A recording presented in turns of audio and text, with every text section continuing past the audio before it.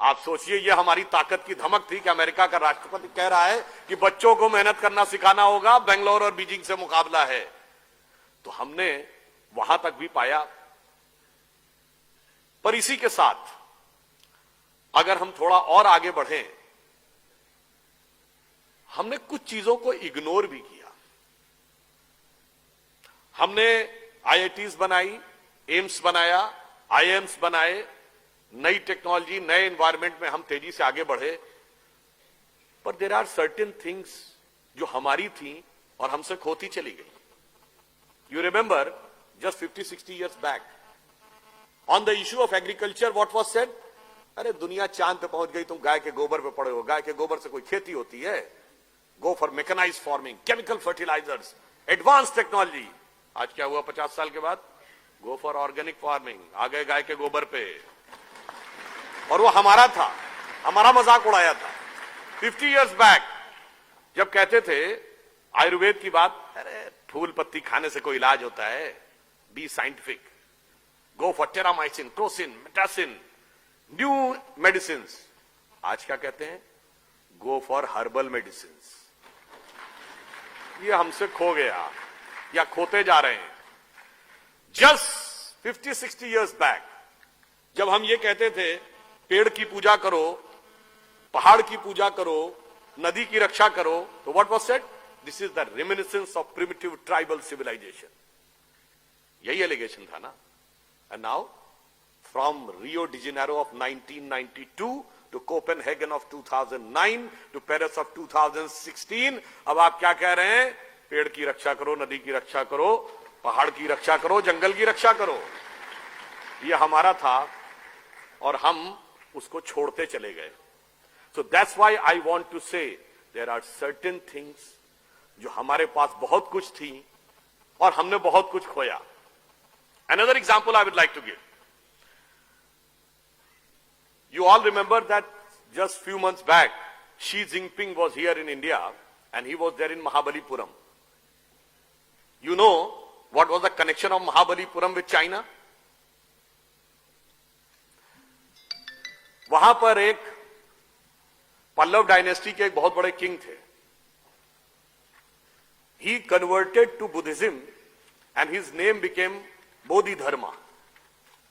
And he went to China. And he became the patriarch of the Zen Buddhism by the name Da Mo in China. And subsequently 90-95% of the China became follower of Buddhism at one point of time, for which one of the very prominent Chinese thinker, philosopher of 40s and 50s, who she has said that India has culturally dominated and controlled China for more than 2,000 years without sending a single soldier across the border. This was the connection of Mahabalipuram to China. We forgot. One more thing I would like to remind. What was our capability?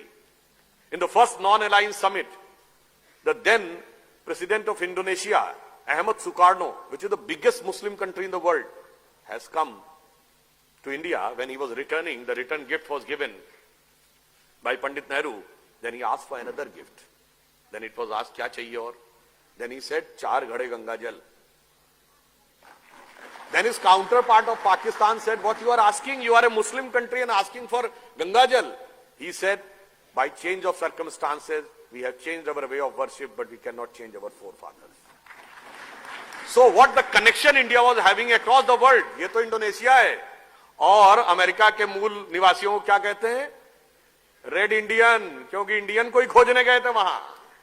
None of the country in the world is having such a vast influence from the far eastern side to far western side. इसलिए मैं कहना चाहता हूं, बहुत हमको पढ़ाया गया unity in diversity, unity in diversity. Diversity तो आप खुद बोलते हैं, यूनिटी का एंगल तो बताइए। आप मुझे किसी से पूछूं यूनिटी का एलिमेंट क्या है? हमें पढ़ाया नहीं जाता कभी।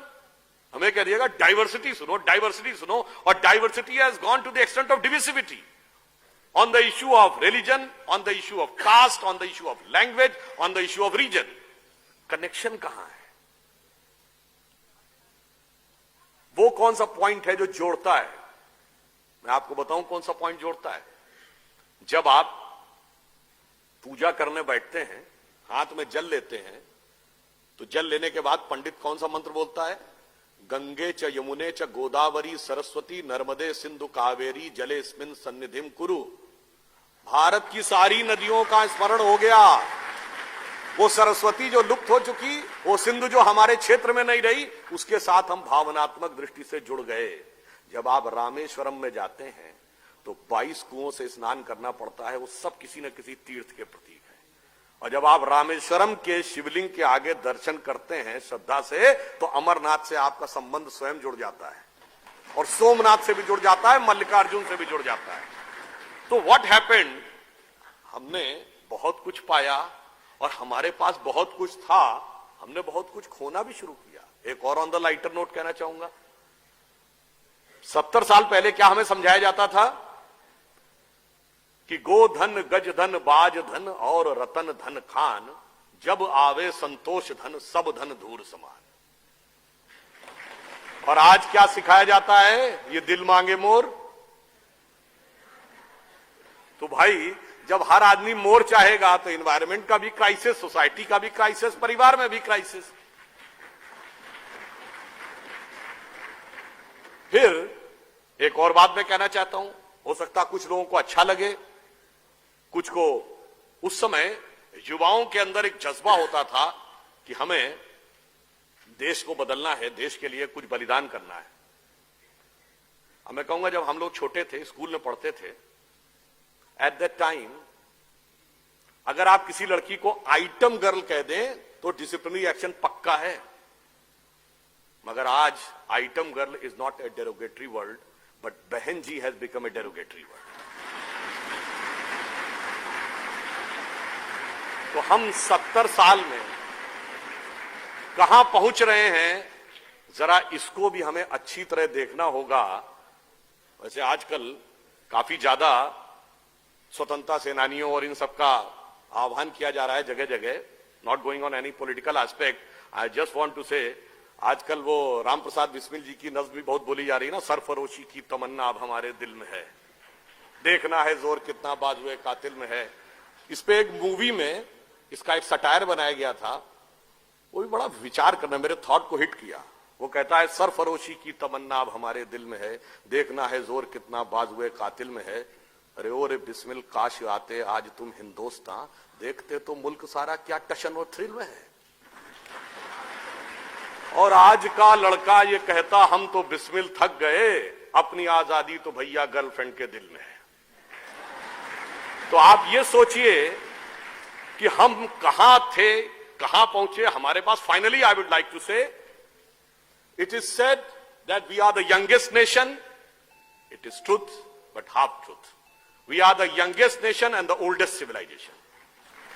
And the future is that India having a signature on the God particle means we are the only country which can provide the way for God and particle both. तो अटल जी की ये पंक्ति कह के समाप्त करूंगा कि 15 अगस्त का दिन कहता आजादी अभी अधूरी है, सपने सच होने बाकी हैं, रावी की शपथ न पूरी है। रावी परिपूर्ण स्वराज्य का आह्वान किया गया था। तो सपनों को सच करने को कमर कसें, बलिदान करें, जो पाया उसमें खो न जाएं, जो खोया उसका ध्यान करें।